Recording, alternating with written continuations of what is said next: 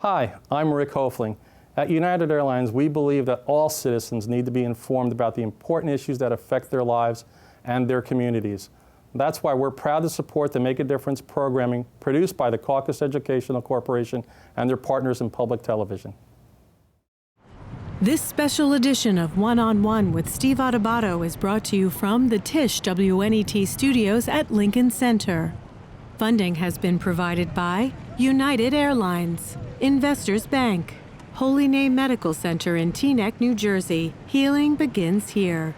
Health Republic Insurance of New Jersey, Fedway Associates, Partners for Health Foundation, partnering to make our communities healthier, better places to live. And by ADP, a comprehensive provider of human resources technology and services. Promotional support provided by The Record, North Jersey's trusted source, and NorthJersey.com. And by New Jersey Monthly, the magazine of the Garden State, available at newsstands. This is One-on-One. I'm an equal American just like you are. The jobs of tomorrow are not the jobs of yesterday. Look at this. You got this? Here it is, man. Look at that. Life without dance is boring. When you first heard that they were doing Charlie Rose and Gayle King, didn't you go, what? Do you enjoy talking politics? No. People call me because they feel nobody's paying attention. Our culture, I don't think, has ever been tested the way it's being tested right now. Such a good question. High five. Hi, Steve Adubato. More importantly, it is my pleasure to welcome back, by popular demand, to our studio here at Lincoln Center, Lisa Oz, the author of The Oz Family Kitchen. How many books have you put together? My own 2, and with other co-authors, for example, my husband, about 7. Oh, your husband, what does he do? Oh, he is what day are you asking what he does?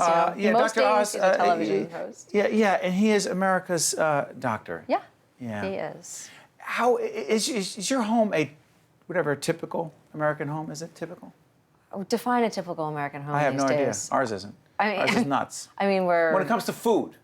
Well, so that was part of the reason I wrote this book, is because people assume that we're not anything but typical, that we eat, what does he allow people to eat? Yogurt with blueberries for breakfast. I assume that. Lots of nuts. Yes. And only kale for Right? dinner and lunch. Yes. That's not true? Yes, of course, that's all we eat. No, of course not. We eat great food, but my philosophy, and Mehmet's as well, is if food can be really good for you, and if it is tasteless, you're not going to eat it. And if it's not in your body, it's not helping you anyway. So food has to be delicious. Food has to be joyful. Food should be a celebration of life. It should make you happy, not make you miserable. I mean, when was the last time you ate something you didn't like? You're grouchy about it, and we don't want it, and then you are resentful that you had to eat it. So the food we eat is great food. We eat at home. We cook at home. I cook. I say we. The kids help. Mehmet's not much of a cook. He does not get involved in the cooking. No, he will actually join me in the kitchen. He's great at hanging out, but he will taste and do emails while I'm cooking. Did you say great at hanging out? Yes. No, he is. He keeps me company. Otherwise, it's lonely if you're just chopping away by yourself. So I love everyone in the kitchen. When we have parties, I want everybody to start the party in the kitchen. Open the bottle of wine in there. Hand everyone a knife or a mixing bowl. Yeah. Talk about the recipes in here. So they're mostly plant-based, which I don't want to scare people away. Plant-based is vegetarian, but they're not all vegetarian. Because our family, you asked if we're typical American. I think in one way we are, in that everybody in our family eats something different. And so many people now are trying different ways of eating. I'm vegetarian. I have one daughter who is gluten-free and vegetarian. My son is practically paleo. He doesn't want any grains. He's also gluten-free, but he wants to eat meat a lot. And then Daphne, who has to eat everything because she's on a cooking show. Yeah, by the way, tell everyone, Daphne's got a pretty darn good career going. She does. She does. Tell everyone. Is that the most fun job ever? Looks like a great job. You go to work, you get hair and makeup, and then Mario Batali feeds you. Tell everyone where they can check her out. The Chew on ABC at 1 o'clock. Great gig. Yeah, it's a great gig. By the way, let me give the subtitle. It's The Oz Family Kitchen by Lisa Oz. By the way, your husband did the forward. He did the forward, and he has health tips through the whole book. Oh, of course. Yes. But how about this? More than 100 simple and delicious real food recipes for our home and yours. Yeah. So these recipes. Yes. Took you a while to put them together, though. Well, 30 years, because these what the recipes that are in that book are what we've been eating since we got married, and it's what I've fed my family over the years. It's every recipe in there is a real home recipe that we make at home all the time, and that's what we eat. So making that food has been a process of 30 years. Putting the book together, just the writing part, was about a year. Did you have to sit down, Lisa, and say, okay, what exactly do we eat? Let me make a record of that and figure out what's in it. Did you have to actually sit down with a team and do all that? No team. What do you mean, no team? No team. I mean, You're the Oz Team Oz. What are you talking about? well, I have my lovely publisher and a photographer and a recipe tester, but, and what my about agent. your people? You don't have a bigger people team? Who are my people? My Are you kids. serious? Yeah. What do you want? My husband has people. He's got a huge empire. He's got a You don't have an empire? television show. Well, I've got, housekeeper. Well, you got a lot going on, but here's what I'm curious about. In putting this together, how much pressure did you feel? Because what's fascinating to me about this is, and I don't know the timing of this, but while this is happening, you're writing the book, and your husband's this major public figure, and anyone who's just aware of the media knows that Dr. Oz people talk about all kinds of things, and he's just someone who's people are interested in. Yeah. You are credited with helping him get through a very challenging time in his public life, right? When there was some controversy about certain issues. When was that happening in the context of this book? Same time. But I cook for stress release. I enjoy being in the kitchen. I love cooking.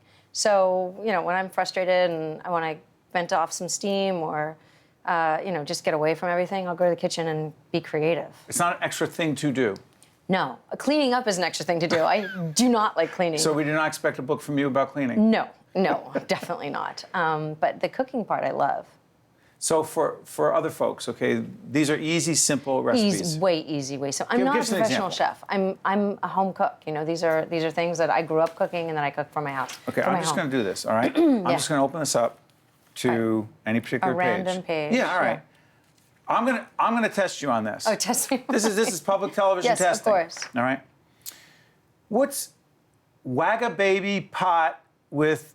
Come on, help me. Okay, I don't even know what half these things are. With udon and Asian vegetables. Yes. First of all, what is that? Udon is a Japanese noodle. It's a thicker noodle, sort of like, it's about a little bit thinner than my pinky. Got it. And you have it in Japanese soups. Wagamama is a restaurant in London that we go to all the time. And this is what we order all the time. It's this big pot of soup when we're in Got it. London. So part of the way that we come up with recipes is to travel or go on vacation, taste something exotic, come home and try and replicate the taste. This is based on a soup that we had there. It's a coconut broth, coconut milk broth with some lemongrass. It's a little bit spicy, cilantro. Are you a cilantro person No. or not? See, my daughter hates cilantro too. Lots of chopped up vegetables. You can put tofu in it. One of the things I love to do in my house, and what makes this book kind of unique, is the idea of customizable dishes. So I'm a vegetarian, as I mentioned, some of my family isn't. So rather than having meat as the main course and then having sides that are vegetarian, we do our main course as a vegetarian. So this soup is a vegetable stock. It's not a fish stock or a chicken stock. Right. We make the bowl of soup, and then I'll do grilled shrimp or grilled chicken on the side, and whoever wants to add that in can throw that into the soup. We're all enjoying the same meal, but we have what we want. But I'll tell you what else. This is one I believe is on its own. Oh, what do you mean on its own? This one, chunky vegetarian That's chili. vegetarian chili. But you can also, again, if you want to add some grilled chicken to that, grilled shrimp to that, you could actually add some grilled steak or ground beef if you wanted to on the side, rather than making the whole dish one that is meat-based. This is great stuff. Let me ask you this: your kids. Yeah. How much pressure? Again, Daphne's having this great career right now. Your other kids are how old? 24, 20, and 16. Growing up in, well, you're not them, they're Yeah. in this world. What do you think it's like for them growing up as a kid in the Oz family? So the older kids, Memphis only had this show for 7 years. So the older kids were kind of done that. It was still weird for them, but they didn't grow up with their dad on TV. Oliver, it's a little weird, I think. They're kind of used to it now. They don't pay a lot of attention to it. Dad is still dad. He still has to go to football games and hang out on the weekends, fix problems. I don't think we try and be as apart from that world, as possible, but part of it is that we live in Jersey. Yeah, you know, yeah, we're not same like here. in the city. Do people leave you alone? I mean, my husband's a doctor. Even before he was on television, if someone has a problem, they would come up and say, you know, I have this pain right here, or my dad has had this chest pain, and that's what he does. He's a healer, so they're not supposed to leave us alone. Right. He But wants to leaving help. you alone? No. I mean, after No this, one wants to and bother me. You know, they're just like, excuse me, can I talk to your husband? Just that kind of thing. It's all good. it is all good. It's all good. Yeah. And this book is an important book because lots of folks are trying to figure out healthy and delicious ways that are not complicated right. to feed their family. And Well, go yeah, ahead. you don't want people to be so intimidated by healthy eating that they just give up and go and have their Twinkie. Yeah. Last question before I let you go. Best way to convince our kids, Lisa Oz, to eat healthy is? To get them to cook with you because they're invested in what they made. Cook with us? Yeah, get them in the kitchen. You know, hand them a spoon. Ask them to measure for you. Even little kids can pour beans. And once they're helping in the creative process, then they're going to want to try it. You're saying being involved in the cooking process has a direct impact on the way they eat. 100%. You've seen this. Oh, yeah, with my kids, definitely. But you keep Dr. Oz out of the kitchen. No, he stays there. No, but you keep him out of the cooking process. I just want to be clear. I would love him to help. He's just not so good at it. But he's good at knowing what he's good at. Yes, he is. He's very good at very many other things. One more time. Do you mind if I tell folks about it again? Please do. It's the Oz Family Kitchen. The author is Lisa Oz. Back for the second time here on One on One. More than 100 simple and delicious real food recipes for our home and yours. Lisa, thank you so much for joining us. Thank you so much for Appreciate it. having me. Stay with us. We'll be right back from the Tisch WNET studios here in the heart of Lincoln Center. Thank you, Lisa. Visit us online at steveadubato.org. Email us at info@caucusnj.org. Find us on Facebook at facebook.com/steveadubato.phd. And follow us on Twitter at Steve Adubato. Look at that face. She's smiling. You know why? Because that's Maggie Doyne, founder and CEO of an organization called Blink Now. The other thing about Maggie is that just a few hours ago, she was selected as the 2015 CNN Hero of the Year. Congratulations. Thank you. Thank you so much. How amazing is that? It's unbelievable. The whole last 24 hours has felt kind of like a dream. It's surreal. We're doing this show right before Thanksgiving 2015, and literally, my notes said that you were one of the top 10 CNN Heroes of the Year, and our executive producer, John Eichlin, said, wait a minute, this just happened. You were selected by our friends at CNN as the Hero of the Year. It just happened. How much money is that? $100,000. Oh, that? Tell folks what this means, and by the way, tell everyone what Blink Now is and why it's so important.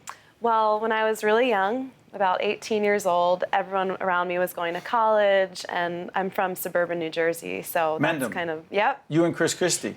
You're more famous than he is now. Go ahead. And at the very last moment, I decided to travel and kind of take some time to find myself and figure out why I was here and what I wanted to do. Fast forward, 20,000 miles, and I ended up in northeastern India during the civil war that was happening just northeast in Nepal. And I traveled to Nepal with a backpack when I was 19, and I saw many, many orphan children, and I hated orphanages, hated them. And I just thought to myself, well, why don't I create a home that I would want to live in if I were in that position? So I started a children's home, and now today I'm the mom to 50 kids. Well, you just can't say, I'm a mom to 50 kids. Because it just didn't happen like that. I look good, right? You look good for having 50 kids. Tell us about these 50 kids. Well, we have an orphan crisis in our world. There's an estimate at about 100 million orphan kids. And for me, being that young and growing up in a very different reality, I just wanted, to try to do something. Where are these kids? Well, I was in northwestern Nepal. Explain to folks, because people don't really understand Nepal. Most folks don't understand. How bad is it? It's pretty remote. It's the most food deficit region of the entire world. There's an estimate 1 million orphan and abandoned children. It's coming out of a civil war. and an earthquake, a lot of natural disasters, and just impoverished due to the fact that the Himalayas are there.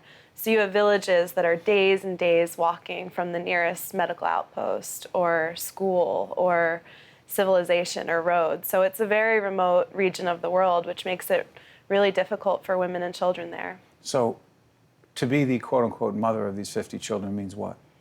Well, I go through the legal guardianship process for each of them. My oldest is now 17. I've had her for 10 years. And my youngest is 18 months, so I have the whole range, everything in between, the teenagers to the middle years to the babies. How old are you?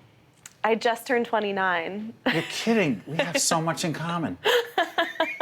You really just turned 29. Mm-hmm. I've been at it for about 10 years now. Oh my God. Blink now. The name. In the blink of an eye, we can change everything? Mm-hmm.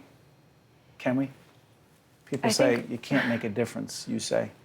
We have to try. We have to start somewhere. You know, like, I'm just a normal, average girl who grew up in New Jersey. And I guess that's why I like to share my story, because I didn't know that this would happen to me. If you had told me I would become the mom of 50 kids, I would have never believed you in a million years. But I remember I was walking across this dry riverbed. I don't know how I ended up in Nepal, but I did. And I saw hundreds and hundreds of kids breaking stone. And that was their reality. Every day, all day, just breaking rocks. And I just thought, well, I can't do anything about these hundreds of kids, but how can I do something for one? Was there one kid in particular? Wasn't there a 6-year-old child that you saw? That was Hema. Yeah, Hema. That was the 6-year-old and the first girl that I ever enrolled into school. Did she have a particular impact on you? Yeah, What did you see in her? She just smiled at me, and it was this big, bright smile, and she said, "Namaste, Didi," which means big sister. And she was playing in a heap of garbage and trying to look for food and breaking rocks like that. And I was just like, look at how different we are. But culturally, you're there, you're trying to be helpful, but you don't look like people there. They don't look like you. When you were saying, I want to do this, were there people who said, no, you're not going to, Well, I don't want to be with you. Did you get resistance? It happened really, really slowly. I think that's the key to remember. I learned the Nepali language. I'm fluent now. And I have a whole Nepali board of directors. We're now a team of 100 people. I'm the one who's from here, but Your nonprofit has a board. Mm-hmm. It has a staff. Mm-hmm. With an annual budget that runs, you're an entrepreneur. Yeah, so it's a huge movement now, and this community that was once unable to care for its children has now stepped up, and they're doing the work. We have a women's center and a nutrition program and a medical clinic and a school, and it's all Nepali run. And we dreamed it up together and we built it together, which is, I think, what makes us unique and able to make the change in this community that needed to be made. How did the CNN Hero of the Year award change your life? Well, it's $100,000 in our pocket, and You said in our pocket. me and the kids. Yeah. What do you think it means? Well, one, I think it'll share our story and just get more people to realize that education is the path and it's the way. And you see all this violence in the world, and to me, I look at the violence and I think, those are kids, those are children that weren't raised with love and food and nurturing and education. And of course, these cycles will continue to perpetuate, and violence and poverty will continue.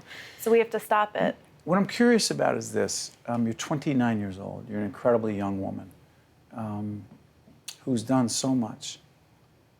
And you're also making a lot of people feel guilty right now for so little we have done, in all seriousness. Do you ever say to yourself, there are other things I want to do with my life that more traditional or normal? Like dating? like dating. That's not going to happen anytime soon. Why? Well, I mean, there are definitely things that you have to put aside. Like, I'm not going to have a family in a traditional path in Mendham, New Jersey. Probably not. This is my life now. But I'm really happy, and I love what I do. And I go and I talk to kids and people, and I say, go find something that you love. Do something that makes you want to jump out of bed in the morning. And how about the kids you went to high school with? They're all in with you? They are helping me a lot. They've all come out, all of my friends, and family? Your blood family is like, hey, Maggie, you're doing a great thing? they're the best. I mean, in the beginning, it was hard. I started with babysitting money. They were like, what are you doing? You're supposed to go to college. But now my sisters come out, and my mom and dad are really big supporters, and it's become a whole movement. You are amazing. And I'm you. not one who likes to use that word because I think it's just incredibly overused in society. You are amazing. Thank you. And we wish you nothing but the best. Thank you so much. Keep doing what you're doing. I will. I will. Thanks. Thank you. Stay with us. We'll be right back. Visit us online at steveadubato.org. Email us at info@caucusnj.org. Find us on Facebook at facebook.com/SteveAdubato, and follow us on Twitter at Steve Adubato. Nathan Lump is the editor of Travel and Leisure. There it is. Look at that. Now, that's Hawaii, but let me ask you, is it a good time to be traveling? Even though here in New York City at holiday time, 2015, it's drizzly, cold, and nasty outside. Is it a good time to travel? I think it's a great time to travel. I mean, I think it's always a good time to travel. At the end of the day, traveling takes us out of our lives, helps us to connect with people that we, don't normally get to connect with if we're traveling with other people, experience other cultures. For me, it's why I do what I do, because I believe that it actually makes people better, makes our lives better, it makes the world better. I think it's actually, so I think it's always a good time, but winter's good too. Yeah, where are the hottest places people are going to these days? I think Cuba's probably number one, I would say, at least with our audience. Obviously the changes in policy have made it a lot easier for people to go, but also I think it's created a higher degree of comfort for people. And so that's really the one that I think this year has really been the defining place, or in 2015 has been the defining place. Talk about what happens when you get to Cuba. Where? Like what happens when you get to Cuba? Where in Cuba? I mean, obviously a lot of people are spend time in Havana. But the amazing thing about Cuba is how big it is. And Havana is an amazing, really dynamic city, really interesting. Obviously, it's got great nightlife and interesting architecture and all that stuff. But Cuba is actually really, when you look on a map, it's a really big island. And so there's a whole interior that's very rural and agricultural. Obviously, great beaches as well, which people do. It's actually a really interesting place to go exploring, which is what people who have a little bit more time will end up doing. What about Europe? And by the way, I want to make it clear, we're, as I said, the holidays 2015. Yes. After the Paris situation, it's not fair, I don't want to use the word situation, the horrific events in Paris. What kind of impact does that have? Well, what we see, it's been very interesting. I was working in the travel industry when 9/11 happened, for instance, and we saw an incredible contraction in the industry, in people traveling. People just stopped traveling. We don't see anymore the same degree of that. You'll see softening in destinations like Paris, where some people will have some unease about that. But actually, we see that places rebound pretty quickly. People, I think people have really begun to internalize that things happen, and that it's good to go on with your life, and it's also good to support the places where these things happen, because they need business. And so I think we actually saw with our audience an incredible outpouring of support for France and for Paris, and people saying, I'm going to go now, in fact, because I want to show that I care. Yeah. And one of the latest initiatives that you and your colleagues have, is it called Dreams? Journeys, probably. Journeys. Yeah. Journeys. So yeah, we launched something called Travel and Leisure Journeys. What is it called? Travel and Leisure Journeys. And so it's basically trips that we've created. So my editors and I basically sat down and we came up with trips that we wanted to take. We worked with a partner of ours in the travel industry, a company called Black Tomato. Black Tomato. Yeah. They're awesome, really, really interesting essentially a bespoke travel company. We worked with them to actually then take those trips and turn them into, a trip that a person can take and can purchase. And so we're now making those available to our audience. And They can customize them still, of course, as well, but we've kind of given them a framework to begin with for putting a trip together. Taking the magazine into the digital world, describe it. Well, it's I don't even call us a travel magazine anymore. We're a travel brand with content at its core. Obviously, we have a magazine, and we're still healthy in print, which is an amazing thing to be in this day and age. Sure it is. But obviously, we're much more than that. We're publishing daily on our website. We're got 6 million followers across social media, so we're doing all kinds of stuff there. I think for brands like ours, it's really natural to have extended out of the printed page, particularly as travel has become something that I think people see much more today as a right rather than a privilege. I've followed studies for many years about kind of where does travel sit in prioritization and people's spending. And in the past, what you would find is if you ask people the question, what do you cut out? Times get a little tough for you if you're a little short. What are the things that you stop spending on? Travel used to always be at the very top of that list. People say, well, I'm not going to take the trip. What we now see is actually it has staying power, that people are saying, no, in fact, I got to keep traveling. Maybe I won't buy the sofa. And so I think but I'll still travel. 30 seconds left, real quick. In the United States, the places people want to travel to are? Hawaii, obviously, is a big one. California, Florida, in the good weather, obviously. But we see the emergence of all kinds of interesting places like Pittsburgh and Richmond, Virginia. Really? All this, yeah. We just did a piece about Virginia wine country, for instance. Hugely popular with our audience. People saying, I didn't know they made good wine in Virginia. I can go there, so I want to do that. And people still coming to New York. Yeah. Nathan Lump, who is the editor of Travel and Leisure, which is not just a magazine. Listen, we appreciate it. Thank you. Got to Thanks so travel much in for having me. 2016. Absolutely. Thank you. Cheers. That's great. One on One with Steve Adubato has been a production of the Caucus Educational Corporation, celebrating over 25 years of broadcast excellence. This special edition of One on One with Steve Adubato is brought to you from the Tisch WNET studios at Lincoln Center. Funding has been provided by United Airlines, Investors Bank, Holy Name Medical Center, Health Republic Insurance of New Jersey, Fedway Associates, Partners for Health Foundation, and by ADP. Transportation provided by Airbrook Limousine, serving the metropolitan New York, New Jersey area. My name is Dr. John Brundback. I'm actually the medical director of the Interventional Institute here at Holy Name Medical Center. Peripheral arterial disease actually is extremely common. It's one of the forms of hardening of the artery. As interventional radiologists, we perform minimally invasive image-guided procedure. Generally, the procedures we do are alternatives to what would otherwise be major surgery. Almost 80% of those patients can avoid amputation if they're referred for us for these sort of procedures. Holy Name Medical Center in Teaneck, New Jersey, 1-877 Holy Name. Healing begins here.